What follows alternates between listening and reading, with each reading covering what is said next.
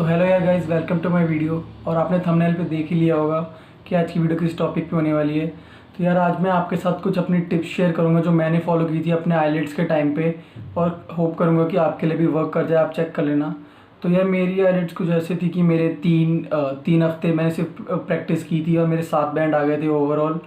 तो यार चलो फिर शुरू करते हैं। तो पहले थोड़ा आईलेट्स के बारे में आपको बता देता हूँ। तो यार आईलेट्स आईलेट्स आईलेट्स बहुत लोग बोलते हैं ये होता है international English language testing system.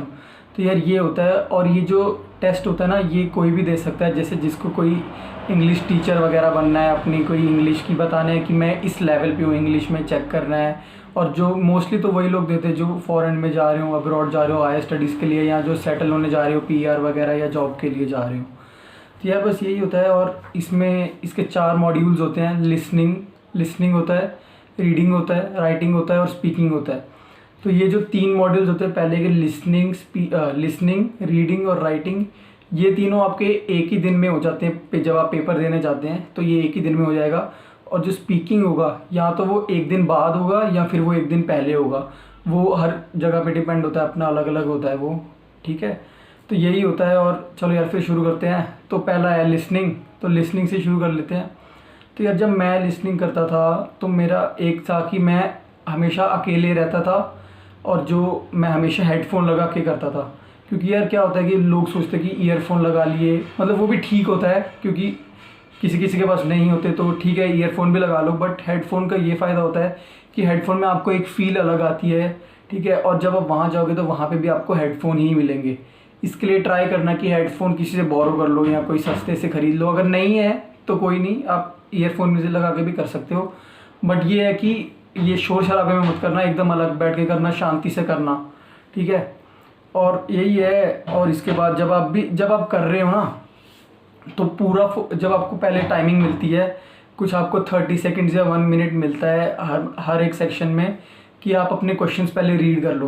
तो ये सबसे इम्पॉर्टेंट टाइम होता है यार। जब आप रीड कर रहे होगे ना क्वेश्चंस, तो सिर्फ क्वेश्चंस रीड करना, और जल्दी जल्दी वहाँ पे ना एक कीवर्ड देख लेना और उसको अंडरलाइन कर देना, करते जाना, ऐसे सारे कीवर्ड्स अंडरलाइन करते जाना। ठीक है, और यही एक चीज़ और ध्यान रखना कि जब वो बोले ना कि रीड क्वेश्चन 1 to 5, तो 1 to 5 तक ही करना, उससे ज़्यादा मत करना। अगर टाइम बच रहा है तो फिर से एक बार कर लो 1 to 5, लेकिन उससे आगे मत जाना क्योंकि फिर प्रॉब्लम हो जाएगी यार आप लोगों को।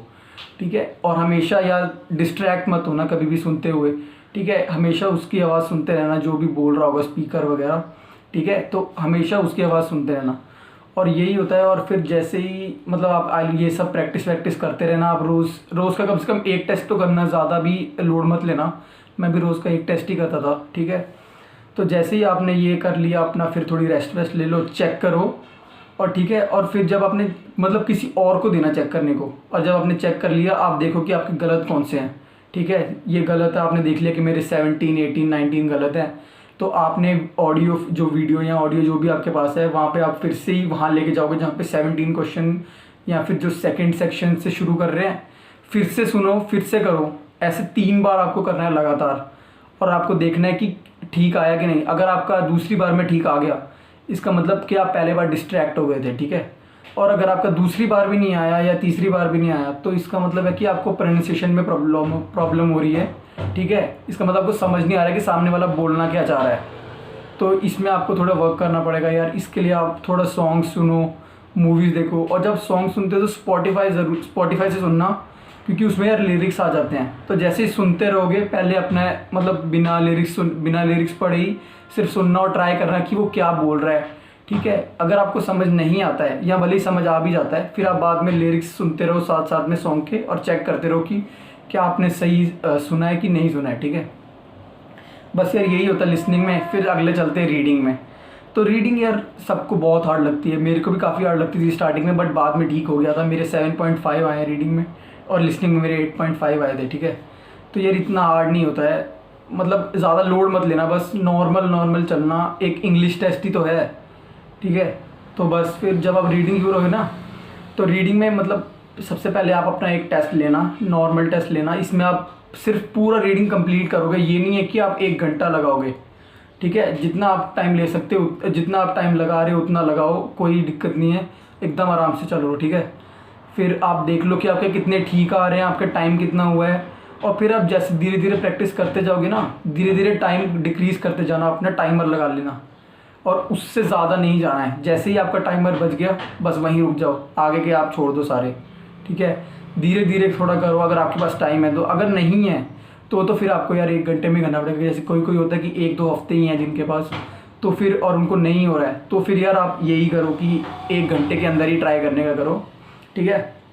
अगर आपके पास टाइम है तो आप ज़्यादा टाइम थोड़ा लगा लो स्टार्टिंग में, लेकिन फिर धीरे धीरे टाइम डिक्रीज़ करते जाना। और यार आपका टारगेट होना चाहिए कि आप 55 या 50 मिनट के अंदर ही अंदर वो ख़त्म कर लो जो आपका पूरा रीडिंग के तीनों जो होते हैं ना, ठीक है। और इसके बाद यार आप करोगे कि आपने किसी और को चेक करने को दिया, उसने चेक किया, फिर आप देखो कि आपके कौन कौन से गलत आ रहे हैं। फिर जो गलत आ रहे हैं ना, फिर वो फिर से ढूंढो आप पैराग्राफ में। यार ऐसे ही धीरे, मतलब स्टार्टिंग में तो आपको लगेगा कि यार क्या टाइम वेस्ट हो रहा है पूरा, इसमें मैं कोई और कर लेता हूँ, बट यार नहीं, इसी से ही आपका वो जो होता है ना, इसी से ही आपकी सारी प्रैक्टिस हो जाएगी, ठीक है। और यार एक और टिप दूंगा मैं, जब भी आप रीडिंग कर रहे हो तो जब आप एक क्वेश्चन पढ़ लेते हो ना, उसके बाद आप पता क्या करो कि जब आप उसमें पैसेज में जाते हो तो आप जब रीड कर रहे हो तो आप एक फुल स्टॉप से लेके दूसरे फुल स्टॉप तक पढ़ो और फिर उसका मतलब निकालो, ठीक है। ऐसे ही ईजी होता है। कोई कोई लोग क्या होता है कि पूरा पढ़ते जाते हैं और फिर देखते हैं कि हाँ यार ये पैराग्राफ का मतलब ये आ रहा है तो इसमें इसका आंसर है, और वो कभी कभी होता ही नहीं है, ठीक है। तो इसके लिए होता है जो एक फर्स्ट फुल स्टॉप से लेके सेकंड फुल स्टॉप तक पढ़ो, उसका मतलब देखो, आंसर मिला तो नहीं तो फिर अगला चलो, फिर फुल स्टॉप से लेके अगले फुल स्टॉप तक ऐसे ऐसे ही करते रहना होता है, ठीक है। और यार पैनिक नहीं करना होता, एकदम आराम आराम से चलो, ज़्यादा भी हार्ड नहीं होता। मतलब स्टार्टिंग में तो आपको लगेगा लेकिन धीरे धीरे प्रैक्टिस से ठीक हो जाएगा, ठीक है। ये हो गया रीडिंग भी। फिर आता है यार राइटिंग सबसे ईजी होता है, ठीक है। इसमें 2 टास्क होते हैं। एक होता है टास्क 1 जिसमें आपको कोई डायग्राम दे देंगे या कुछ ऐसा, कोई भी डायग्राम, मैप या कुछ ग्राफ दे देंगे और आपको वही लिखना होता है, 150 वर्ड्स का लिखना होता है पैराग्राफ, ठीक है। और दूसरा टास्क होता है टास्क 2, इसमें आपको एक लाइन देंगे कि यार आप इससे डिसएग्री कर रहे हो या एग्री कर रहे हो, ठीक है। ऐसे ही अलग अलग क्वेश्चंस आते हैं कि आप किसकी तरफ, इसके एडवांटेज क्या है, इसके डिसएडवांटेज क्या है, तो ये सब होता है, ठीक है। तो इसमें 250 वर्ड्स लिखने होते हैं। तो मैं, और ये भी यार आइलेट्स वाले भी बोलते हैं और मैं अभी बता रहा हूँ कि आपको कि जो फर्स्ट टास्क 1 है ना, उसमें 20 से कम मिनट देना, 20 से ज़्यादा नहीं होने चाहिए। अगर ज़्यादा हो भी जाते हैं तो फिर टास्क 2 में आपके कम से कम 35, तो ऐसे रखो कि 35 से नीचे नीचे ही आप करो जब प्रैक्टिस कर रहे हो तो, ठीक है। टास्क 1 आपका 20 के अंदर अंदर होना चाहिए और टास्क 2 आपका 35 मिनट्स के अंदर अंदर होना चाहिए, ठीक है। और जब आप लिख रहे हो ना, ये लिख रहे हो, तो मैं आपको बताता हूँ लिखना कैसे है। आप पैराग्राफ्स में लिखोगे, कोई भी एक, मतलब एक ही पैराग्राफ मत बना देना, कम से कम 4 पैराग्राफ तो बनाना ही बनाना, ठीक है। तो कैसे होता है कि पहला पैराग्राफ बनाओगे आप इंट्रोडक्शन का, दूसरा आएगा आपका जो भी दूसरा, और जो तीसरा आपका पैराग्राफ होगा उसमें जो आपका टॉपिक दिया हुआ है ना, आप उसको एक्सप्लेन करोगे, और तीसरा होगा आपका कंक्लूजन का, ठीक है। ये 4 टॉपिक। और टास्क 2 में भी सेम ही होगा, बट यार कभी कभी टास्क 2 में होता है कि उसमें बोलते हैं कि आप मेजरली डिसएग्री करते हो या मेजरली एग्री करते हो, तो इसमें आपके 5 पैराग्राफ्स बनेंगे। जैसे अगर आप किसी से मेजरली एग्री करते हो तो आप पहले इंट्रोडक्शन दोगे, फिर 2 पैराग्राफ दोगे मेजरली एग्री के और 1 पैराग्राफ दोगे मेजरली डिसएग्री के, और लास्ट वाला जो है आपका वो जाएगा कंक्लूजन। लेकिन यार आपको इसमें एक चीज़ देखनी है कि वो ज़्यादा ना हो जाए। जैसे कोई, अब बोल रहा हूँ मैं 5 पैराग्राफ लिखने हैं, तो कोई कोई क्या है कि 10-10 लाइनों के 5 पैराग्राफ लिख देगा और उसके कुछ ज़्यादा ही वर्ड, 400 से पार हो जाते हैं वर्ड्स। तो वर्ड्स हमेशा ध्यान रखना, वर्ड ज़्यादा नहीं होने चाहिए, पैराग्राफ थोड़े छोटे कर लेना, ठीक है। ये हो गया। और कभी भी आपको वर्ड रिपीट नहीं करने हैं बार बार, 1-2 बार कर लिया ठीक है, लेकिन ये नहीं कि बार बार रिपीट करते गए, उसमें आपके बैंड्स कट जाएंगे, ठीक है। इसके लिए सनोनियम्स याद रखो, सनोनियम्स कहीं से लिख लो ऑनलाइन निकाल के, और वो याद रखो, रोज़ पढ़ा करो और वही यूज़ करना है उसमें। वर्ड अगर हो सके ना तो एक भी वर्ड रिपीट नहीं होना चाहिए, इतना मतलब वो, मतलब इज़ द, ये सब तो अलग चीज़ें हैं। जो बड़े बड़े वर्ड्स होते हैं ना, जैसे स्कूल हो गया, प्रिंसिपल, या कुछ ऐसे कुछ वर्ड्स हो गए, वो रिपीट नहीं होने चाहिए कभी भी, ठीक है। और कभी भी जो क्वेश्चन दिया हुआ है आपका, क्वेश्चन को एज इट इज़ मत लिख देना पैराग्राफ में, बैंड कट जाएंगे, ठीक है। और ये मेरे दोस्त के साथ हुआ था, ठीक है। तो यार इसके लिए पता आप क्या करना, जो भी आपका क्वेश्चन दिया होगा अगर आपको वो लिखना है तो रिफ्रेश ज़रूर करना, और ये अच्छा होगा अगर आप रिफ्रेश करके लिखोगे ना तो शायद आपके बैंड बढ़ भी जाएँ, मतलब इतने चांसेस तो नहीं है बट क्या पता एग्जामिनर बढ़ा भी दे और वो अच्छा भी लगता है, ठीक है। तो रीराइटिंग में भी यही था। और जैसे अगर आपके, एक और टिप देता हूँ, जैसे अगर आपके 2-3 दिन बचे हैं जब एग्ज़ाम के, तो यह थोड़ा रिलैक्स करो, ज़्यादा लोड मत लो। और आप पता क्या करो, जो अगर आपके पास कोई ऑनलाइन जाओ या कोई अगर बुक है तो उसमें सिर्फ राइटिंग के टास्क सिर्फ पढ़ो, सिर्फ रीड करो, ठीक है। आप सॉल्व लिखो मत, सिर्फ रीड करते चलो। इससे आपको पता चल जाएगा कि यार हाँ यार ऐसे करना होता है, ऐसे करना होता है। और वहाँ पे जाके आपके पास 1-2 वर्ड एक्स्ट्रा होंगे, 1-2 लाइन एक्स्ट्रा होंगी जो आप लिख सकते हो, ठीक है। ये हो गया राइटिंग का। फिर बचता है स्पीकिंग, ठीक है। ये यार इसमें क्या होता है कि बच्चे बहुत शाय होते हैं कभी कभी कि हम यार इंग्लिश कैसे बोलेंगे, क्या होता है।